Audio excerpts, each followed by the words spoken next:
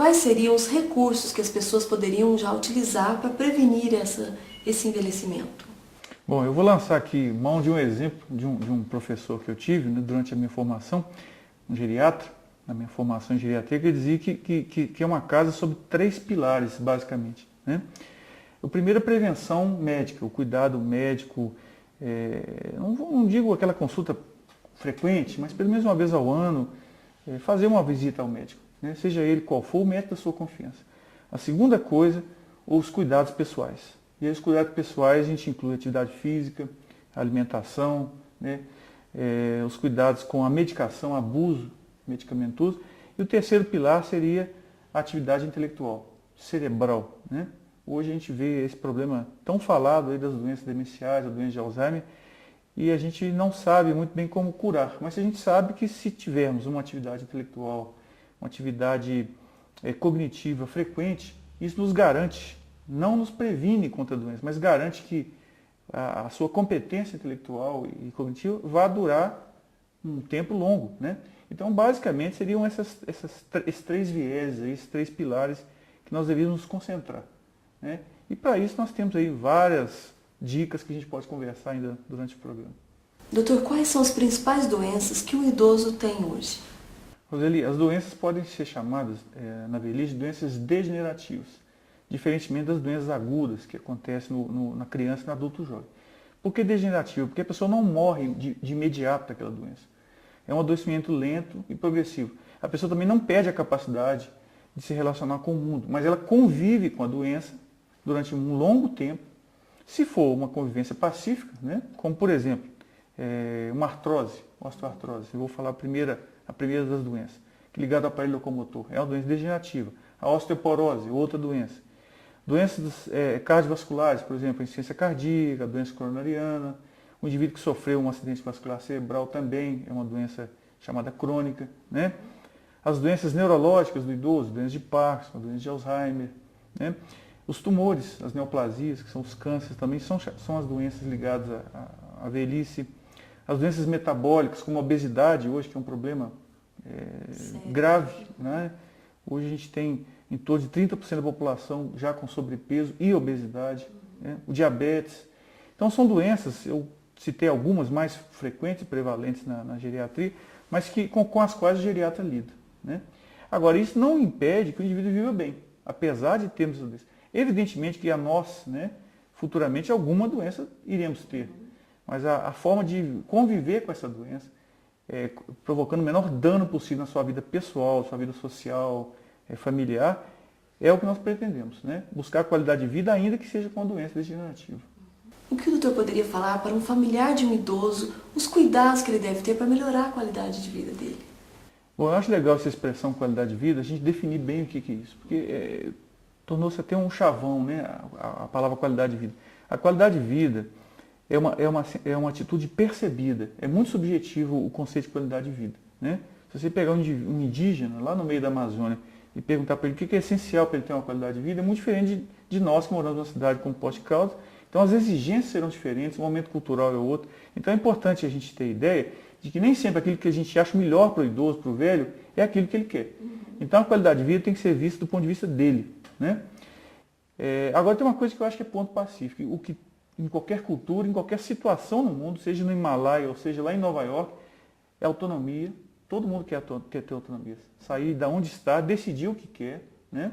E ter independência funcional física. Então eu quero sair da minha casa com meus próprios pés, ir até o banco, decidir o que eu quero fazer naquele local, voltar. Isso é essencial, né? Então, eu acho que é isso que o familiar tem que garantir ao seu parente idoso.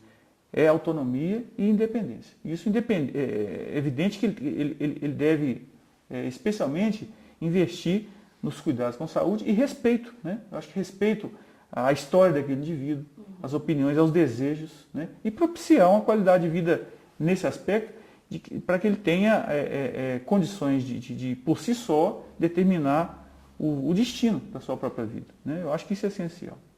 Teve uma telespectadora que disse o seguinte: gostaria de saber do doutor porque meu pai é muito teimoso. Então existe uma fase, né, que o idoso fica mais teimoso. O que nós podemos falar para ela? Ter paciência, como ela tem que agir, né? A gente brinca o seguinte, a gente envelhece como viveu, né? Então, para essa telespectadora, provavelmente, se ela fizer um retrospectivo, o pai dela deve ter sido sempre teimoso, turrão, né? Então, a gente envelhece como viveu. Aquela pessoa bem-humorada, alegre, ela vai ser sempre bem-humorada e alegre. Agora, é óbvio que tem algumas situações, né? E aí eu já estou partindo, pensando do ponto de vista da doença, situações já de um quadro demencial, um quadro de depressão. Muitas vezes a depressão no idoso não vem naquela forma da depressão melancólica, com choro, vem na forma de uma rebeldia, de um retraimento e às vezes até de hostilidade. Então a teima,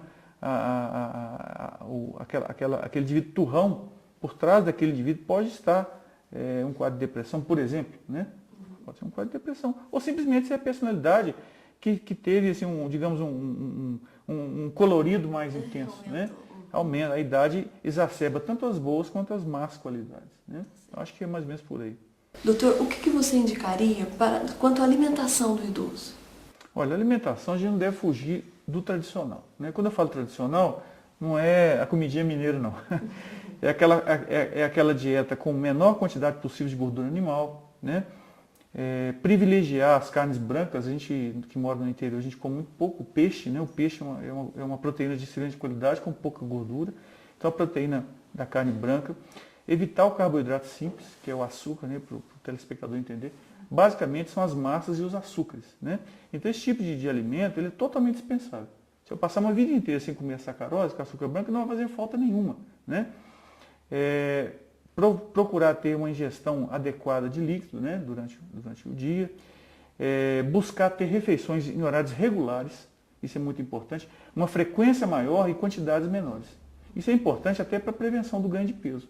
Se eu como mais vezes ao dia, na refeição principal eu não vou ter aquela fome, aquele apetite de leão. Então eu vou ter o quê? Um aporte calórico, uma quantidade de calorias suficiente para eu passar o dia sem exageros. Refeição noturna ser mais moderada, né? Tem aquele velho ditado, né? Comer como um rei, almoçar como um príncipe e jantar como um miserável, né? Então a refeição última ser a menos copiosa possível, né? Evitar as gorduras saturadas dos industrializados. Então eu estou só repetindo aqui uma coisa que todo mundo já sabe. Acho que a dificuldade é pôr em prática, né? Eu gostaria que o doutor deixasse um recado para os telespectadores dos Segredos da Mulher. Olha, o segredo, né? O recado que eu gostaria de deixar, se é que a gente tem essa autoridade para falar sobre isso da vida das pessoas, é que as pessoas não deixem de prevenir. Eu acho que a prevenção, aquele velho chavão que nunca é demais repetir, que é o melhor remédio. Então, cuidar para que a vida tenha gosto, tenha sabor, não abrir mão dos prazeres, né? Eu estou dizendo dos prazeres realmente que enobrecem o espírito, né? Buscar ter uma vida social mais intensa, ter contatos sociais, isso é importante. Não nos acomodarmos com o sofá, o jornal e a televisão, né? A não ser para assistir o Segredo de Mulher, né? Mas eu acho que é importante ter uma vida ativa, principalmente uma vida ativa. E começar cedo a prevenção. A prevenção tem que começar, como eu disse anteriormente, bem mais cedo. Porque se a gente deixar para prevenir quando já não tiver o que prevenir, eu acho que aí fica um pouco tarde, né? Então eu acho que basicamente é isso. Queria agradecer a sua presença aqui. Conto com você mais vezes, viu? É um prazer. Eu gostaria de agradecer aos meus telespectadores pela paciência de ter nos ouvido aí.